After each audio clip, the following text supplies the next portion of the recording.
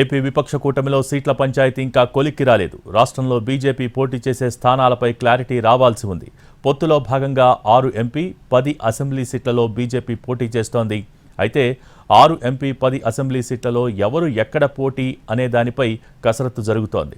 ఢిల్లీలోనే మకాం వేసిన ఏపీ బీజేపీ అగ్రనేతలు పురంధేశ్వరి, సోము వీర్రాజు అధిష్టానంతో మంతనాలు జరుపుతున్నారు. ఎంపీ సీట్ల కోసం ఏపీ బీజేపీ అగ్రనేతల ప్రయత్నాలు చేస్తున్నారు. రాజమండ్రి సీటును పురంధేశ్వరి, సోము వీర్రాజు కోరుతున్నారు. ఇక వైజాగ్లో జీవీఎల్, అనకాపల్లి సీఎం రమేష్, రాజంపేట సీటు కోసం మాజీ సీఎం కిరణ్ కుమార్ రెడ్డి ఆశిస్తున్నారు. అరకు టికెట్ కొత్తపల్లి గీత, ఏలూరు నుంచి ఆంజనేయ చౌదరి పోటీ చేయాలని భావిస్తున్నారు.